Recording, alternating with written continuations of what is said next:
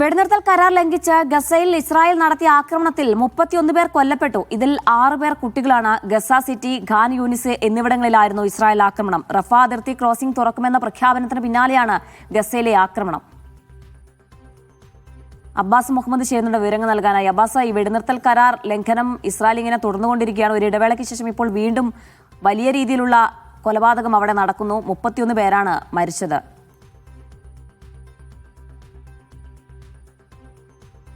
ജീന, അതെ, വളരെ ദൗർഭാഗ്യകരമെന്ന് പറയേണ്ടി വരുന്നു. ഒക്ടോബർ 11 യുഎസിൻ്റെ നേതൃത്വത്തിൽ നിലവിൽ വന്ന വെടിനിർത്തൽ കരാറിന് ശേഷമുണ്ടായ ഏറ്റവും വലിയ ആക്രമണമായിരുന്നു ഇന്നത്തേത്. ഇന്നും 6 കുട്ടികളടക്കം 31 പേരുടെ ജീവനാണ് ഇസ്രായേലിൻ്റെ ആക്രമണത്തിൽ നഷ്ടമായത്. ആ ആക്രമണം ഉണ്ടായത് ഗസ സിറ്റിയിലും അതുപോലെ ഖാൻ യൂനിസ് പോലെയുള്ള ജനനിബിഡ പ്രദേശങ്ങളിലാണ്. ഇവിടുത്തെ ടെൻറ്റുകൾക്കും അതുപോലെ മറ്റു താമസ സൗകര്യങ്ങൾക്കും റെസിഡൻഷ്യൽ ഏരിയകളിലുമാണ് ഈ ആക്രമണം ഉണ്ടായിട്ടുള്ളത്. ഏതായാലും ഇന്നത്തെ ഈ ആക്രമണത്തിൽ 31 പേർക്ക് ജീവൻ നഷ്ടമായി എന്നുള്ളത് വളരെ ദുഃഖകരമായ സംഗതിയാണ്. ഇതോടുകൂടെ ഇസ്രായേൽ ഈ ഒന്നാം ഘട്ട വെടിനിർത്തലിന് എന്തുമാത്രം വലിയ പ്രാധാന്യമാണ് കൊടുക്കുന്നത്, അതിനെ എത്രമാത്രം അവഗണിക്കുന്ന സമീപനമാണ് അവർ സ്വീകരിക്കുന്നത് എന്ന് നമുക്ക് വ്യക്തമാണ്. ഈ ഒക്ടോബർ 11 വെടിനിർത്തൽ കരാറിന് ശേഷം മാത്രം 509 ഫലസ്തീനികൾക്കാണ് ഈ ഗസയിൽ ജീവൻ നഷ്ടമായിട്ടുള്ളത്. ഏതായാലും ഈ ആക്രമണത്തെ നിശിതമായ രീതിയിലാണ് ഖത്തറും അതുപോലെ ഈജിപ്തും വിമർശിച്ചിട്ടുള്ളത്. ഖത്തർ വിദേശകാര്യ മന്ത്രാലയം പുറത്തിറക്കിയ പ്രസ്താവന 3 കാര്യങ്ങൾ പ്രധാനമായിട്ട് ആ പ്രസ്താവനയിൽ പറയുന്നുണ്ട്. ഇസ്രായേൽ തുടർച്ചയായി ഗസയിൽ ആക്രമണം നടത്തിക്കൊണ്ടിരിക്കുന്നു. ഈ വെടിനിർത്തൽ കരാറിൻ്റെ ലംഘനമാണത്. തുടർച്ചയായി ഇത്തരത്തിൽ കരാർ ലംഘിച്ചുകൊണ്ടിരിക്കുന്നത് ഒന്നാമത്തെ കാര്യമാണ്. രണ്ടാമതായി, ഇതിന് രണ്ടാം ഘട്ട സമാധാന പദ്ധതി യാഥാർത്ഥ്യമാകുന്നതിലേക്ക് പോകുന്നതിൽ ഈ ആക്രമണങ്ങൾ അതിന് പ്രതിബന്ധം സൃഷ്ടിക്കും. അതുകൊണ്ട് തന്നെ ഇസ്രായേൽ ഈ ആക്രമണം സമ്പൂർണ്ണമായി അവസാനിപ്പിക്കണം. അതേപോലെ വളരെ പ്രധാനപ്പെട്ടത് യു എസ് പ്രസിഡന്റ് ഡൊണാൾഡ് ട്രംപിൻ്റെയും അതുപോലെ യു എൻ രക്ഷാസമിതിയുടെ റെസൊല്യൂഷൻ്റെയും ഭാഗമായി നിലവിൽ വന്ന സമാധാന പദ്ധതികൾ, ഈ സമാധാന പദ്ധതിയെ തുരങ്കം വെക്കുന്ന നിലപാടുകൾ, സമീപനങ്ങൾ ഇസ്രായേലിൻ്റെ ഭാഗത്തു നിന്ന് ഉണ്ടായിക്കൂടാ എന്ന് ഖത്തർ വിദേശകാര്യ മന്ത്രാലയം പുറത്തിറക്കിയ വാർത്താക്കുറിപ്പിൽ പറയുന്നു. ഇതുപോലെ ഈജിപ്തും, നമുക്കറിയാം ഖത്തറും ഈജിപ്തുമാണ് ഈ വെടിനിർത്തൽ കരാർ യാഥാർത്ഥ്യമാക്കുന്നതിന് വേണ്ടി ഏറെ യത്നിച്ച യു എസിനൊപ്പം യത്നിച്ച 2 രാജ്യങ്ങൾ. ഈ 2 രാജ്യങ്ങളും ഈ ആക്രമണത്തെ ശക്തമായി അപലപിക്കുകയും അതിനെതിരെ രംഗത്ത് വരികയും ചെയ്തിട്ടുണ്ട്. എന്നാൽ ഇസ്രായേൽ അതിൻ്റെ ആക്രമണം തുറന്നുകൊണ്ടിരിക്കുന്നു എന്ന ഒരു ദുഃഖകരമായ യാഥാർത്ഥ്യം കൂടി ഇന്നത്തെ ഒരു ആക്രമണത്തോടു കൂടി കണ്ടുവരികയാണ്. ഏതായാലും ഇന്നത്തെ ആക്രമണത്തിൽ ഇത്രയും ഫലസ്തീനികൾ കൊല്ലപ്പെട്ടതോടുകൂടെ ഈ 2023 ആക്രമണത്തിന് ശേഷം 71,000 കവിഞ്ഞിരിക്കുകയാണ് ഈ ഗസയിലെ മരിച്ചവരുടെ ജനസംഖ്യ എന്ന് പറയുന്നത്, കൊല്ലപ്പെട്ടവരുടെ ജനസംഖ്യ എന്ന് പറയുന്നത്. 1,70,000-ലേറെ പേർക്ക് ജീവഹാനി സംഭവിക്കുകയും ചെയ്തു. വളരെ പ്രധാനപ്പെട്ട കാര്യം, ഈ ആക്രമണങ്ങളൊക്കെ ഉണ്ടാകുന്നത് ഈ രണ്ടാം ഘട്ട വെടിനിർത്തലിന് ശേഷവും ഈ ആക്രമണങ്ങളൊക്കെ ഉണ്ടാകുന്നത് ജനനിബിഡ പ്രദേശങ്ങളിലാണ്. നമുക്കറിയാം ഗസ എന്ന് പറയുന്നത് ഇന്ന് വലിയൊരു കിടപ്പാടം നഷ്ടപ്പെട്ടവരുടെ, വാസസ്ഥലം നഷ്ടപ്പെട്ടവരുടെ, ഭൂമി നഷ്ടപ്പെട്ടവരുടെ ഒരു വലിയ തുറന്ന ജയിൽ പോലെ ഉള്ള ഒരു സ്ഥലമാണ്. അവിടേക്കാണ് അവരുടെ യാതനകൾ വീണ്ടും കൂട്ടി ഇസ്രായേലിൻ്റെ ആക്രമണം ഉണ്ടാകുന്നത്. ഇതുകൂടി വളരെ പ്രധാനപ്പെട്ട ഒരു കാര്യമായി നമ്മൾ മനസ്സിലാക്കണം. റഫ അതിർത്തി തുറക്കാനുള്ള തീരുമാനം, അതാണ് ഏറ്റവും പ്രധാനപ്പെട്ട കാര്യം. ഈ ബന്ദി കൈമാറ്റം പൂർണ്ണമായി കഴിഞ്ഞാൽ റഫ അതിർത്തി തുറക്കുമെന്നുള്ള ഒരു നിബന്ധന ഉണ്ടായിരുന്നു, ആ ഒരു ഉപാധി ഉണ്ടായിരുന്നു. പക്ഷേ അതിന് പിന്നാലെയാണ്, ഇത്തരത്തിൽ തുറക്കുമെന്ന പ്രഖ്യാപനത്തിന് പിന്നാലെ ഇസ്രായേൽ ആക്രമണം കടുപ്പിക്കുന്നു എന്നാണോ? അതെ, അങ്ങനെ വേണം നമ്മൾ മനസ്സിലാക്കാൻ. കാരണം ഈ റഫ അതിർത്തി തുറക്കുമെന്ന് ഇന്നലെയാണ് ഇസ്രായേൽ ഭരണകൂടം പ്രഖ്യാപിച്ചത്. അതിന് പിന്നാലെയാണ് ഇന്ന് ഈ നിഷ്ഠുരമായ ഈ ആക്രമണം ഉണ്ടായിട്ടുള്ളത്. അതുകൊണ്ട് തന്നെ നാളെ എന്ത് സംഭവിക്കുമെന്നുള്ളത് നമ്മൾ നോക്കി കാണേണ്ടത് തന്നെയാണ്. ഏതായാലും അറബ് രാജ്യങ്ങളും അതുപോലെ മധ്യസ്ഥ രാഷ്ട്രങ്ങളുമൊക്കെ അപലപിച്ച സ്ഥിതിക്കും ഇസ്രായേലിനെതിരെ രംഗത്ത് വന്ന സ്ഥിതിക്ക് ഒരു പക്ഷേ സ്ഥിതി ശാന്തമായേക്കാം. എന്നാൽ ഒരിക്കൽ പോലും ഗസയിൽ സമാധാനം ഉണ്ടാവരുത്, അവിടെ അശാന്തി നിലനിൽക്കണമെന്ന വാശിയോടുകൂടെയുള്ള ആ തരത്തിലുള്ള ഒരു സമീപനമാണ് ഇസ്രായേൽ ഇക്കാര്യത്തിൽ കൈക്കൊണ്ടിട്ടുള്ളത്. റഫ അതിർത്തി ഫെബ്രുവരി 1 ഞായറാഴ്ചയാണ് തുറക്കുന്നത്.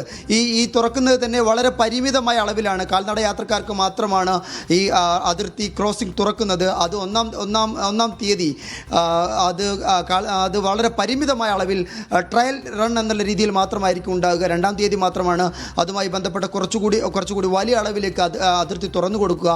അതേസമയം തന്നെ കാൽനട യാത്രക്കാർക്ക് തുറന്നു കൊടുത്തുകൊണ്ട് മാത്രം ഗസ ഗസയിലെ പ്രശ്നങ്ങൾക്ക് അറുതി വരില്ല. ഗസയിലെ കിടപ്പാടമില്ലാത്ത, ഗസയിലെ മരുന്നില്ലാത്ത, ഭക്ഷണമില്ലാത്ത ആളുകൾക്ക് അവിടേക്ക് വലിയ രീതിയിലുള്ള സഹായങ്ങൾ എത്തണമെങ്കിൽ ട്രക്കുകളുടെ അതുപോലെ വാഹനങ്ങളുടെ ഒക്കെ വലിയ മൂവ്മെൻറ്റുകൾ ആവശ്യമാണ്. ഇതുണ്ടായാൽ മാത്രമേ ഗസക്ക് ഒരു ചെറിയ അളവിലെങ്കിലുമുള്ള പരിഹാരം കണ്ടെത്താൻ കഴിയൂ. ഈ ട്രക്ക്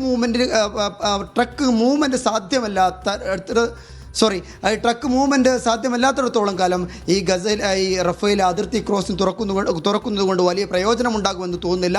എന്നാൽ അതോടൊപ്പം തന്നെ ഗസയിൽ പരിക്കേറ്റ് കഴിയുന്ന 20,000-ഓളം പേർ നിലവിൽ വളരെ അടിയന്തരമായ ചികിത്സ ആവശ്യമുള്ളതായി കഴിയുകയാണ്.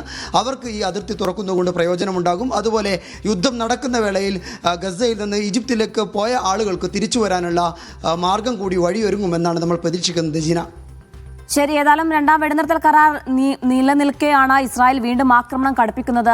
റഫ അതിർത്തി ക്രോസിംഗ് തുറക്കുമെന്ന പ്രഖ്യാപനത്തിന് പിന്നാലെയാണ് ഇവർ ആക്രമണം ഇത്തരത്തിൽ കടുപ്പിച്ചത്. കുട്ടികളടക്കം നിരവധി പേർ കൊല്ലപ്പെടുന്ന ഒരു സാഹചര്യമാണ് ഉള്ളത്. അബ്ബാസ് മുഹമ്മദാണ് സമഗ്രമായ വിശദാംശങ്ങൾ നൽകിയത്.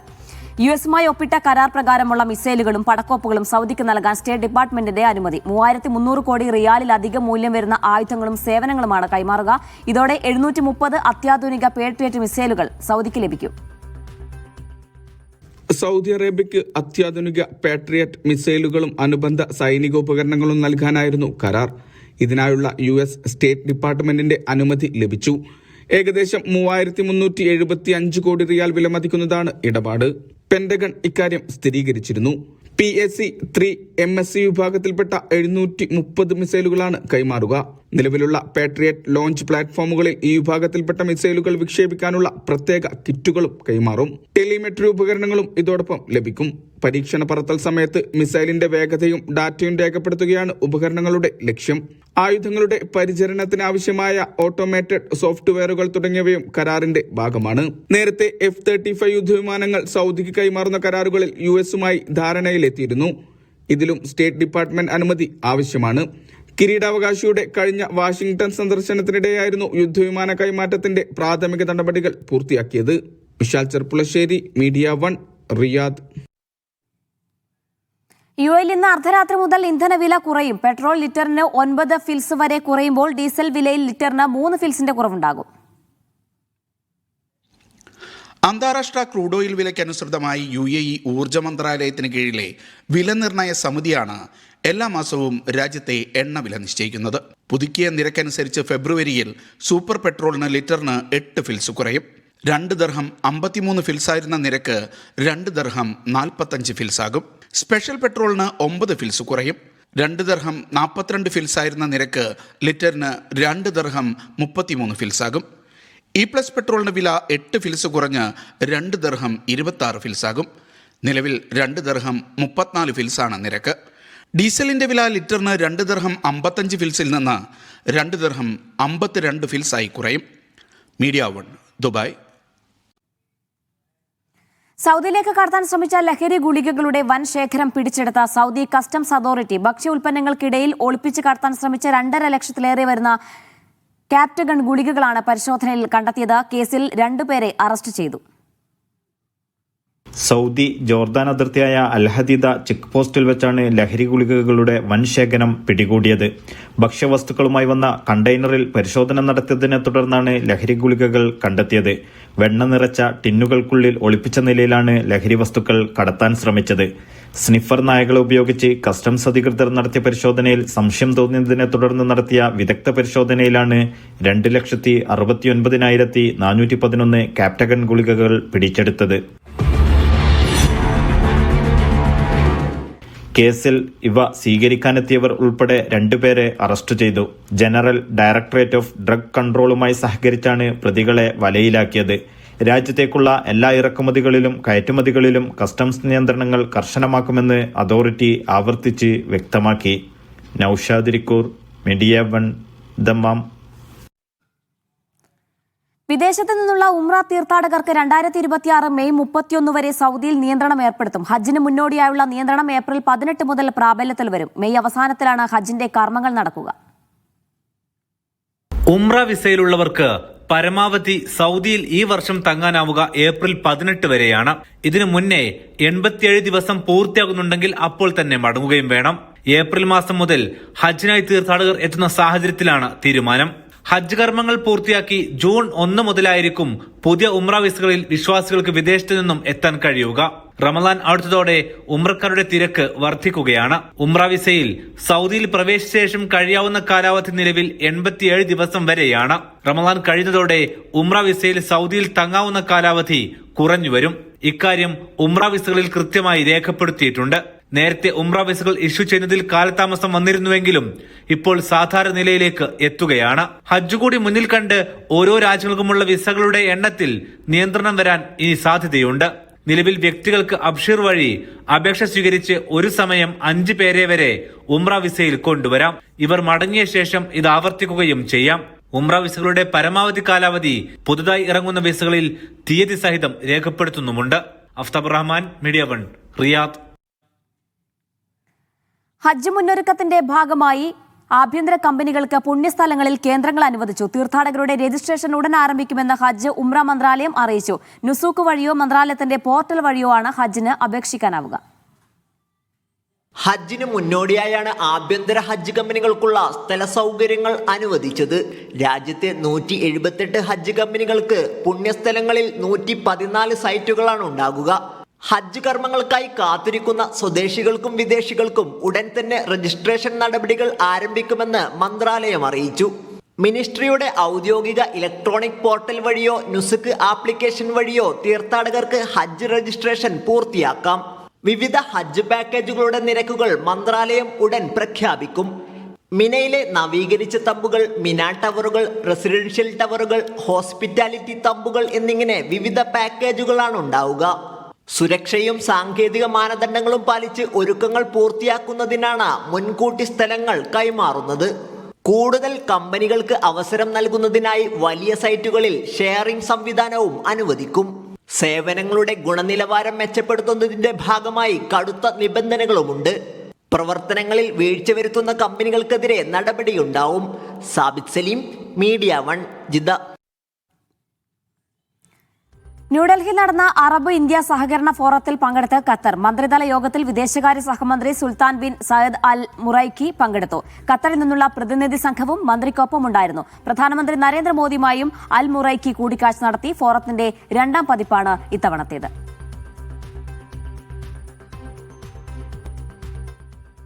സൗദി വ്യോമയാന മേഖലയിൽ കഴിഞ്ഞ വർഷം നേടിയത് റെക്കോർഡ് വളർച്ച. രാജ്യത്തെ വിവിധ എയർപോർട്ടുകളിലെ യാത്രക്കാരുടെ എണ്ണം 14 കോടി കവിഞ്ഞു.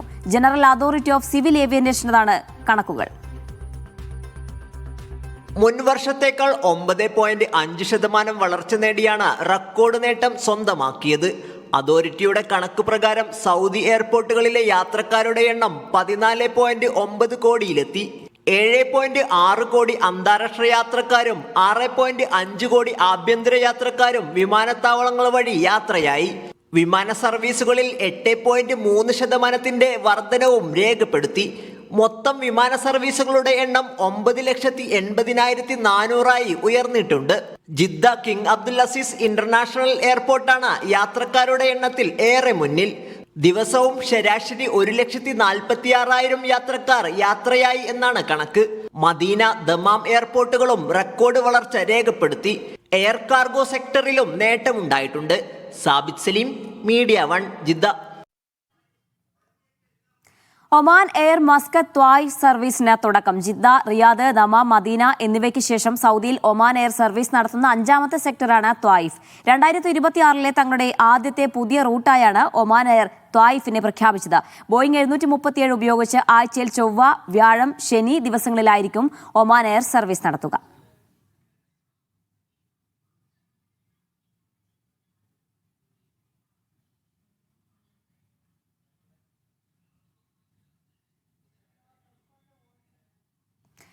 ഒമാനിൽ 2025 രജിസ്റ്റർ ചെയ്ത വാഹനങ്ങളുടെ എണ്ണത്തിൽ വർധന. 2024 അപേക്ഷിച്ച് വാഹനങ്ങളുടെ എണ്ണം 5.6% വർദ്ധിച്ച് ആകെ വാഹനങ്ങളുടെ എണ്ണം 18.5 ലക്ഷമായി. സ്വകാര്യ വാഹനങ്ങളാണ് കൂടുതലുള്ളത്. 79.2% സ്വകാര്യ വാഹനങ്ങളാണ് ഒമാനിലുള്ളത്. വാണിജ്യ വാഹനങ്ങൾ 14.8%. വാടക വാഹനങ്ങളാണ് മൂന്നാമത്. രാജ്യത്തെ മൊത്തം രജിസ്ട്രേഷനുകളിൽ 3 ടണ്ണിൽ താഴെ ഭാരമുള്ള വാഹനങ്ങളാണ്.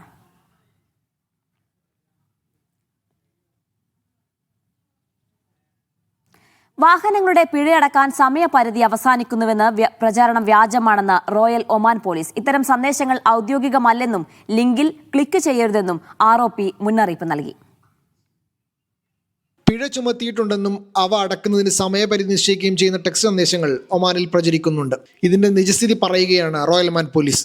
ഇത്തരം സന്ദേശങ്ങൾ ഔദ്യോഗികമല്ല, വ്യാജവും തെറ്റിദ്ധരിപ്പിക്കുന്നതുമാണെന്ന് ROP സമൂഹ മാധ്യമങ്ങളിൽ പങ്കുവച്ച കുറിപ്പിൽ വ്യക്തമാക്കുന്നു.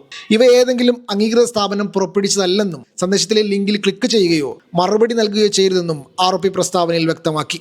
ഓൺലൈൻ തട്ടിപ്പുകൾ പല വിധത്തിലും നടക്കുന്നുണ്ടെന്ന് ROP നിരന്തരം ഓർമ്മിപ്പിക്കുന്നുണ്ട്. വ്യാജ വീഡിയോ കോൾ സംഘത്തെക്കുറിച്ചുള്ള മുന്നറിയിപ്പ് മാസങ്ങൾക്ക് മുമ്പ് ROP നൽകിയിരുന്നു. പോലീസ് ഉദ്യോഗസ്ഥരെയും ഗവൺമെന്റ് ജീവനക്കാരെയും അനുകരിച്ചാണ് പലരും വീഡിയോ കോളിംഗ് പ്ലാറ്റ്ഫോമുകൾ വഴി തട്ടിപ്പിന് ശ്രമിക്കുന്നത്. വ്യാജ ഇമെയിൽ വിലാസങ്ങൾ, ഔദ്യോഗിക യൂണിഫോമുള്ള ID കാർഡുകളുടെയോ മാറ്റം വരുത്തിയ ചിത്രങ്ങൾ എന്നിവ തട്ടിപ്പ് സംഘങ്ങൾ ഉപയോഗിക്കുന്നുണ്ട്. വ്യക്തിപരമോ സാമ്പത്തികമോ ആയ വിവരങ്ങൾ അഭ്യർത്ഥിച്ചോ ഇല്ലാത്ത നിയമ നടപടി സ്വീകരിക്കുമെന്ന് ഇരകളെ ഭീഷണിപ്പെടുത്തിയുമാണ് തട്ടിപ്പുകാർ രംഗത്തെത്തുന്നത്. Media 1 Muscat. കുവൈത്തിൽ നിന്ന് ഡൽഹിയിലേക്ക് പോയ ഇൻഡിഗോ വിമാനം ബോംബ് ഭീഷണിയെ തുടർന്ന് അഹമ്മദാബാദിലേക്ക് തിരിച്ചുവിട്ടു. 180 യാത്രക്കാരുമായി വിമാനം രാവിലെ സർദാർ വല്ലഭായ് പട്ടേൽ അന്താരാഷ്ട്ര വിമാനത്താവളത്തിൽ സുരക്ഷിതമായി ഇറക്കി. യാത്രക്കാരെ ഒഴിപ്പിച്ച ശേഷം സുരക്ഷാ ഏജൻസികൾ വിമാനത്തിൽ സമഗ്ര പരിശോധനയും നടത്തി. വിമാനത്തിനുള്ളിൽ ബോംബുണ്ടെന്ന് സൂചനയുള്ള കൈയെഴുത്ത് കുറിപ്പ് കണ്ടെത്തിയതിനെ തുടർന്നാണ് മുൻകരുതൽ നടപടിയെന്ന് അധികൃതർ അറിയിച്ചു. പരിശോധനയിൽ സംശയാസ്പദമായി ഒന്നും കണ്ടെത്തിയില്ല. ഗൾഫ് മേഖലയിൽ സംഘർഷം കനക്കുന്നതിനിടെ അമേരിക്കയും ഇറാനും തമ്മിലുള്ള ചർച്ചയ്ക്കായി മധ്യസ്ഥ രാജ്യങ്ങൾ നടത്തിയ നീക്കം വിജയിച്ചില്ല. ഹോർമുസ് കടലിടുക്കിൽ ഇറാന്റെ വിപുലമായ നാവികാഭ്യാസം നാളെയും മറ്റന്നാളുമായി നടക്കും. മേഖലയിൽ വിന്യസിച്ച തങ്ങളുടെ യുദ്ധക്കപ്പലുകൾക്ക് ഭീഷണി നേരിട്ടാൽ കനത്ത പ്രത്യാഘാതം നേരിടേണ്ടി വരുമെന്ന് അമേരിക്ക ഇറാന് മുന്നറിയിപ്പ് നൽകി. തെഹ്റാനിലെ 82 ഭൂഗർഭ റെയിൽവേ സ്റ്റേഷനുകൾ ഷെൽട്ടറുകളാക്കി മാറ്റുമെന്ന് ഇറാൻ അറിയിച്ചു. ഇറാനിലെ ബന്ദർ അബ്ബാസിലുണ്ടായ സ്ഫോടനത്തിൽ ഒരു സ്ത്രീ കൊല്ലപ്പെടുകയും 14 പേർക്ക് പരിക്കേൽക്കുകയും ചെയ്തു. സ്ഫോടന കാരണം വാതക ചോർച്ച മൂലമെന്ന് അധികൃതർ അറിയിച്ചു. MC നാസർ ചേരുന്ന വിശദാംശങ്ങൾ നൽകാനായി. നാസർ, അശാന്തമായി തുടരുകയാണ് പശ്ചിമേഷ്യയിലെ സാഹചര്യം. യുദ്ധഭീഷണി ഇപ്പോഴും നിലനിൽക്കുന്നു. ചർച്ചകൾക്കുള്ള ഒരു വകുപ്പും കാണുന്നില്ലേ? ചർച്ചയ്ക്ക് പരാജയപ്പെടുകയാണോ?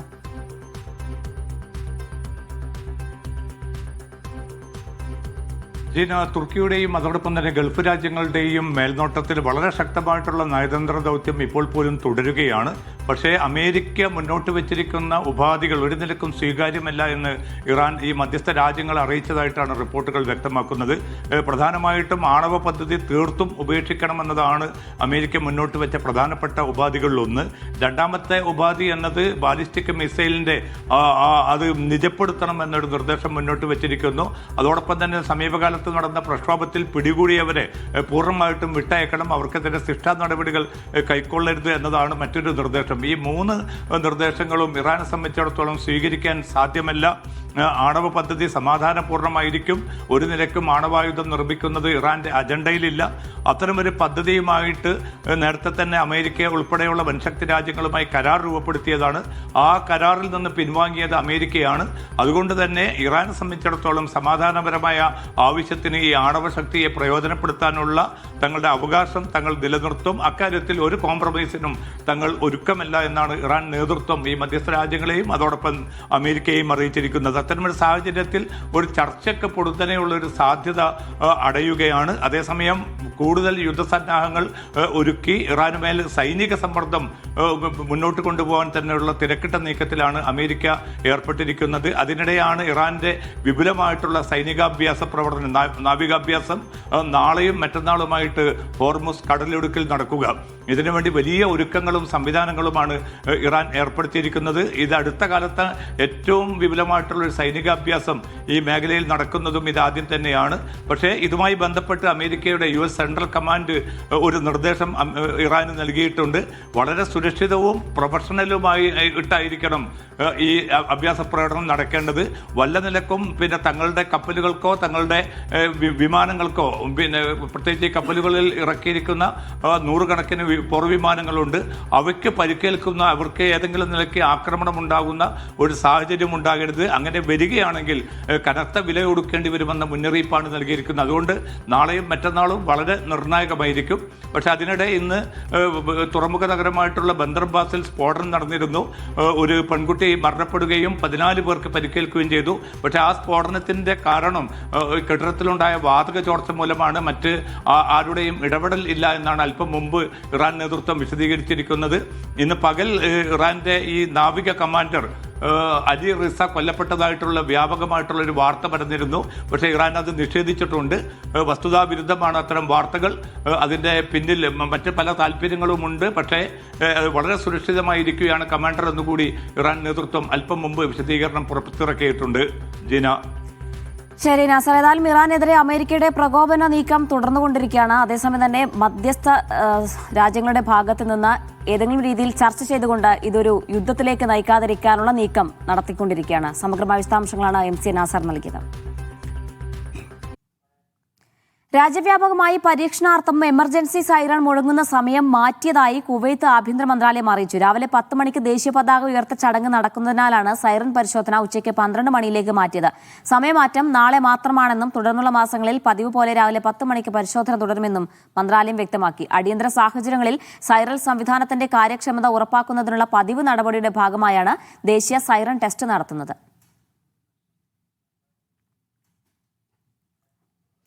കുവൈത്ത് ദേശീയദിന വിമോചന ദിനാഘോഷങ്ങൾക്ക് നാളെ തുടക്കമാകും. ഞായറാഴ്ച രാവിലെ 10 മണിക്ക് ബയാൻ കൊട്ടാരത്തിൽ കുവൈത്ത് അമീർ ഷെയ്ഖ് മിഷ് അൽ അഹമ്മദ് ജാബർ അസ്ബാഹ് പതാക ഉയർത്തും. ദേശീയ പതാക ഉയർത്തിയതോടെ 1 മാസം നീളുന്ന ആഘോഷങ്ങൾക്ക് ഔദ്യോഗികമായി തുടക്കമാകും. മന്ത്രിമാരും മുതിർന്ന ഉദ്യോഗസ്ഥരും ക്ഷണിതാക്കളും ചടങ്ങിൽ സന്നിഹിതരാകും. ചടങ്ങിനായി ബയാൻ കൊട്ടാരത്തിൽ പ്രത്യേക സുരക്ഷാ ക്രമീകരണങ്ങൾ ഒരുക്കിയിട്ടുണ്ട്. വരും ദിവസങ്ങളിൽ രാജ്യത്തെ 6 ഗവർണറേറ്റുകളിലും വിവിധ ആഘോഷ പരിപാടികൾ നടക്കും.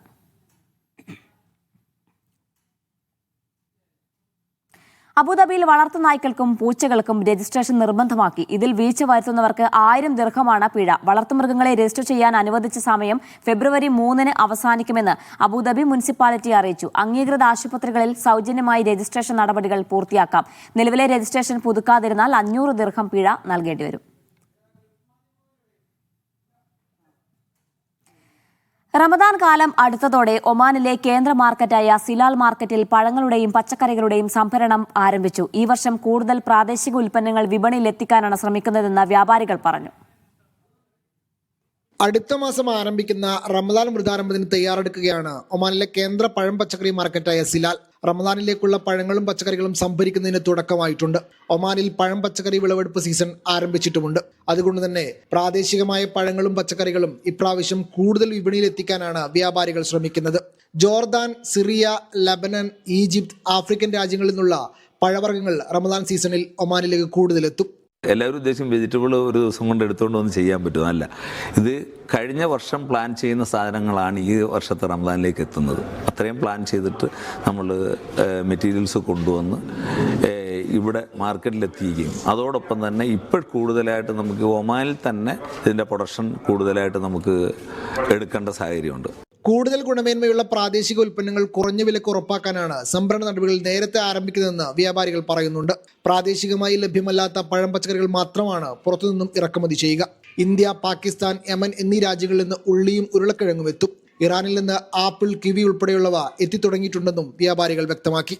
Media 1 Muscat. കുവൈത്ത് സ്റ്റോക്ക് എക്സ്ചേഞ്ചിൽ ജനുവരിയിൽ ലിക്വിഡിറ്റി 1.468 ബില്യൺ ദിനാറിലെത്തിയതായി റിപ്പോർട്ട്. 21.5% കുറഞ്ഞതായാണ് അൽഷാൽ കൺസൾട്ടിംഗിന്റെ റിപ്പോർട്ട്. ഡിസംബറിലെ 1.869 ബില്യൺ ദിനാറായിരുന്നു. പ്രീമിയർ, മെയിൻ, ജനറൽ സൂചികളിൽ ഇടിവുണ്ടായതോടെ വിപണി പ്രകടനം ദുർബലമായി. ജനുവരിയിലെ ശരാശരി പ്രതിദിന വ്യാപാര മൂല്യം 77.3 ദശലക്ഷം ദിനാറായി. പ്രീമിയർ മാർക്കറ്റിൽ ലിക്വിഡിറ്റിയുടെ വലിയ പങ്ക് കുവൈത്ത് ഫിനാൻസ് ഹൌസും നാഷണൽ ബാങ്ക് ഓഫ് കുവൈത്തും നേടി. കഴിഞ്ഞ വർഷത്തേക്കാൾ 2026 ജനുവരിയിൽ മെയിൻ മാർക്കറ്റിന്റെ ലിക്വിഡിറ്റി വിഹിതം കുറഞ്ഞതായും റിപ്പോർട്ട് പറയുന്നു.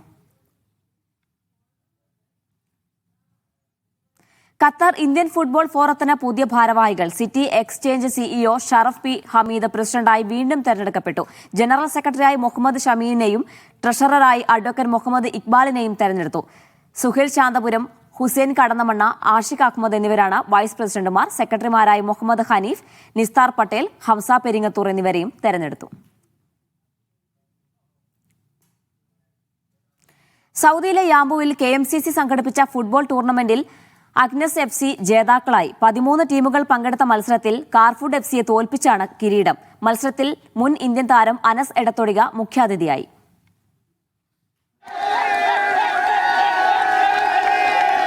യാംബു KMCCയുടെ 40ാം വാർഷികാഘോഷങ്ങളുടെ ഭാഗമായിരുന്നു sevens tournament.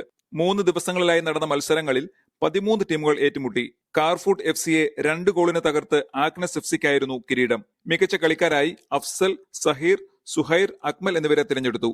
MT Zaheer memorial ടൂർണമെന്റിന്റെ പര്യവസാനമാണ്, സമാപനമാണ് ഇപ്പോൾ ഇവിടെ നടന്നുകൊണ്ടിരിക്കുന്നത്. ഈ യാംബുവിന്റെ പരിസര പ്രദേശങ്ങളിലുള്ള ഫുട്ബോൾ പ്രേമികളും KMCCയുടെ പ്രവർത്തകരുമൊക്കെ വളരെ ആവേശത്തിലും ആഹ്ലാദത്തിലുമാണ്. മത്സര ചടങ്ങുകൾ KMCC Saudi national committee president Kunjumon Kakkiya ഉദ്ഘാടനം ചെയ്തു. ഫൈനൽ മത്സരത്തിൽ മുൻ ഇന്ത്യൻ ഫുട്ബോൾ താരം അനസ് എടത്തൊടിക മുഖ്യാതിഥിയായിരുന്നു. നാട്ടിൽ നിന്ന് എത്രത്തോളം പ്ലേയേഴ്സിനെ കിട്ടുമോ അത്രയും പ്ലേയേഴ്സിനെ ഇറക്കിയിട്ടാണ് നമ്മൾ ഈ ഒരു ടൂർണമെന്റ് ഇവിടെ നടത്തിയിട്ടുള്ളത്. അപ്പം അത് വീക്ഷിക്കുക എന്ന് പറയുമ്പോൾ ഒരു ഫുട്ബോൾ പ്രേമിയെ സംബന്ധിച്ചിടത്തോളം അത്രയും ഒരു എനർജറ്റിക് ആണ്, അത്രയും ഒരു ഹാപ്പിനെസ് ആണ്. അത് നല്ലൊരു ഭാഗ്യമാണ്. യാംബുവിലെ വിവിധ സംഘടനാ നേതാക്കളും സ്പോൺസർമാരും ചടങ്ങിൽ സംബന്ധിച്ചു. Niyas Yusuf, media 1, Yanbu. UAE Al Madina group ജീവനക്കാർക്കായി സംഘടിപ്പിക്കുന്ന MPL ക്രിക്കറ്റ് മത്സരങ്ങൾക്ക് ഷാർജയിൽ തുടക്കമായി. ജേഴ്സി പ്രകാശനത്തിന് പിന്നാലെ DCS സ്റ്റെല്ലാർ ഗ്രൗണ്ടിലാണ് മത്സരങ്ങൾ ആരംഭിച്ചത്. 10 ടീമുകളാണ് ടൂർണമെന്റിൽ മത്സരിക്കുക. അൽമദീന, മാംഗോ ഹൈപ്പർ മാർക്കറ്റുകളിലെ ജീവനക്കാരും മാതൃകമ്പനിയായ അൽമദീന ഗ്രൂപ്പിന് മറ്റ് സ്ഥാപനങ്ങളിലുമുള്ളവരുമാണ് ടീം അംഗങ്ങൾ. ജേഴ്സി പ്രകാശന ചടങ്ങിൽ Al Madina group MD Abdulla Poyil ഉൾപ്പെടെ മാനേജ്മെന്റ് പ്രതിനിധികൾ പങ്കെടുത്തു.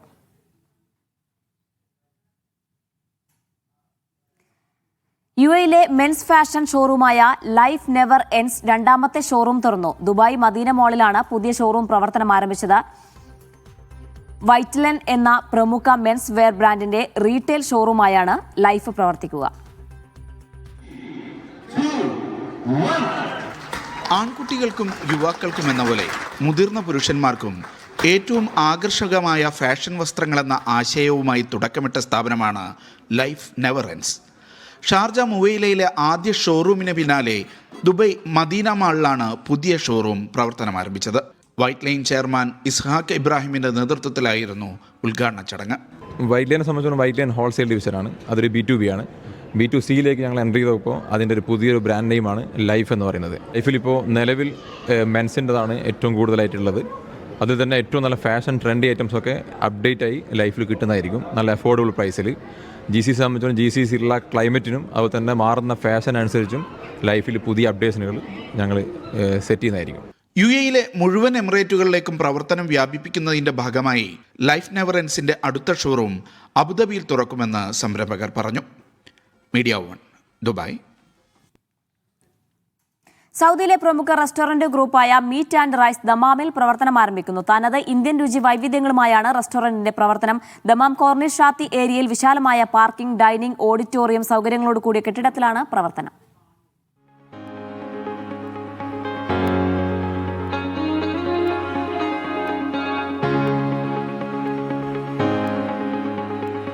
പ്രമുഖ റെസ്റ്റോറന്റ് ഗ്രൂപ്പായ മീറ്റ് ആൻഡ് റൈസ് സൗദിയിലെ ദമാമിലും പ്രവർത്തനം ആരംഭിക്കുന്നു. ദമാം കോർണിഷ് ഷാത്തി ഏരിയയിൽ റൊട്ടാന ഹോട്ടലിന് എതിർവശത്തായാണ് പ്രവർത്തനം ആരംഭിക്കുന്നത്.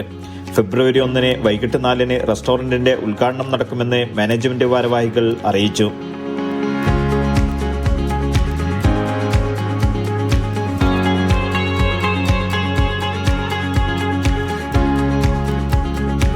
നമ്മൾ സ്വന്തം നമ്മളൊരു മില്ലുണ്ട്, അതിലൂടെയാണ് നമ്മൾ പൊടിച്ചിട്ട് നമ്മളെ പ്രോഡക്ട്സിനൊക്കെ നമ്മൾ ഉപയോഗിക്കുന്നത്. അപ്പോൾ എല്ലാം നമ്മൾ ഫ്രഷ് ആയിട്ടാണ് ഫുള്ളും നമ്മൾ ഈ സ്റ്റോറിൽ ചെയ്തിട്ടുള്ളത്. അതാണ് നമ്മുടെ മെയിൻ ഹൈലൈറ്റും. ഒന്നാമത് നമ്മൾ ഇന്നോഗ്രേഷൻ സംബന്ധിച്ച് നമ്മളൊരു ഗിവ് അവേ പ്ലാൻ ചെയ്തിട്ടുണ്ട്. ഒരു വോച്ചർ എല്ലാവർക്കും 60 റിയാലിന് സ്പെൻഡ് ചെയ്താൽ നമ്മൾ ഒരു വോച്ചർ കൊടുക്കും. അതിലൂടെ നമ്മൾ സെലക്ട് ചെയ്യും. എല്ലാ സാറ്റർഡേ നമ്മൾ സെലക്ട് ചെയ്യും. ഓരോ വീക്കിൽ ഓരോ ഐഫോൺ. പിന്നെ അതുപോലെ തന്നെ നമ്മൾ 20% 1 to 10 ഫെബ്രുവരി നമ്മൾ 20% ഡിസ്കൗണ്ട് കൊടുക്കുന്നുണ്ട് എല്ലാ ഐറ്റത്തിനും.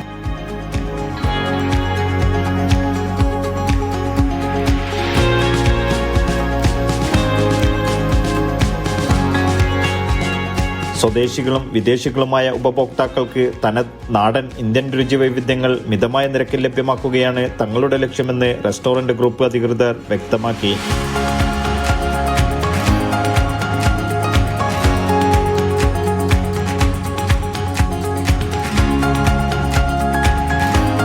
Media 1 Dammam. ലോക കേരള സഭ 5ാം പതിപ്പിന് സമാപനം. വിദേശത്തെ ജോലി തട്ടിപ്പിൽ ബോധവൽക്കരണ പരിപാടിക്കൊപ്പം കടുത്ത നടപടി സ്വീകരിക്കുമെന്ന് സമാപന സമ്മേളനത്തിലെ മറുപടി പ്രസംഗത്തിൽ മുഖ്യമന്ത്രി പിണറായി വിജയൻ പറഞ്ഞു. 3 ദിവസം നീണ്ട സമ്മേളനത്തിൽ 7 മേഖലാടിസ്ഥാന സമ്മേളനങ്ങളും 8 വിഷയാധിഷ്ഠിത ചർച്ചകളും നടന്നു. വ്യാഴാഴ്ച നിശാഗന്ധിയിൽ നടന്ന പൊതുസമ്മേളനത്തോടെയാണ് ലോക കേരള സഭയുടെ 5ാം പതിപ്പിന് തുടക്കമായത്. നിയമസഭയിലെ ശങ്കരനാരായണൻ തമ്പി ഹാളിലായിരുന്നു സഭാ സമ്മേളനം. ഇതുകൂടാതെ കേരള യൂണിവേഴ്സിറ്റി ക്യാമ്പസിൽ ഓപ്പൺ ഫോറവും ലോക കേരള സഭയുടെ ഭാഗമായി നടന്നു. 125 രാജ്യങ്ങളിൽ നിന്നും 28 സംസ്ഥാനങ്ങളിൽ നിന്നുമുള്ള 182 പ്രതിനിധികൾക്കു പുറമെ പ്രത്യേക ക്ഷണിതാക്കളും 5ാം പതിപ്പിൽ പങ്കെടുത്തു. കഴിഞ്ഞ ദിവസങ്ങളിൽ നടന്ന ചർച്ചയ്ക്ക് സമാപന സമ്മേളനത്തിൽ മുഖ്യമന്ത്രി മറുപടി നൽകി. സജീവമായ ചർച്ചകളാണ്. ഒട്ടേറെ വിലപ്പെട്ട നിർദ്ദേശങ്ങൾ ഈ 5ാം ലോക കേരള സഭയുടെ ഭാഗമായി ഉയർന്നു വന്നിട്ടുണ്ട്. ഇവിടെ വന്ന ഒട്ടേറെ നിർദ്ദേശങ്ങളുണ്ട്. അതെല്ലാം നാം തയ്യാറാക്കുന്ന പദ്ധതിക്കും സഹായകമാകും. പ്രതിപക്ഷ ബഹിഷ്കരണത്തിലാണ് ഇത്തവണയും ലോക കേരള സഭ നടന്നത്. ദൂർത്താരോപിച്ചും പദ്ധതി നടത്തിപ്പിലെ വ്യക്തതക്കുറവ് ചൂണ്ടിക്കാണിച്ചുമാണ് ഇത്തവണയും പ്രതിപക്ഷം വിട്ടുനിന്നത്. മീഡിയ 1 തിരുവനന്തപുരം. പ്രവാസികൾക്കായി ഭവന സുരക്ഷിതത്വ പദ്ധതികൾ അനിവാര്യമാണെന്ന് നോർക്ക ഡയറക്ടറും ABN കോർപ്പറേഷൻ ചെയർമാനുമായ JK മേനോൻ. ബാങ്കിംഗ് സാങ്കേതിക തത്വങ്ങളും ഡോക്യുമെന്റേഷനിലെ പ്രശ്നങ്ങളും കാരണം നിരവധി പ്രവാസികളാണ് വീടില്ലാതെ പ്രയാസപ്പെടുന്നതെന്ന് ലോക കേരള സഭയിൽ അദ്ദേഹം ചൂണ്ടിക്കാട്ടി. പ്രവാസികൾക്ക് സുരക്ഷിതവും സുതാര്യവുമായ നിക്ഷേപ മാർഗങ്ങൾ നാട്ടിൽ ഉണ്ടാകേണ്ടതുണ്ടെന്നും JK മേനോൻ പറഞ്ഞു. ഒരു ഭവന പദ്ധതി പോലത്തെ ഒരു പ്രൊഡക്റ്റ് പ്രവാസികൾക്ക് പുറപ്പെടുവിക്കാൻ സാധിക്കുമെങ്കിൽ അത് വളരെ ഉപകാരമായിരിക്കും എന്ന് ഞാൻ വിശ്വസിക്കുന്നു.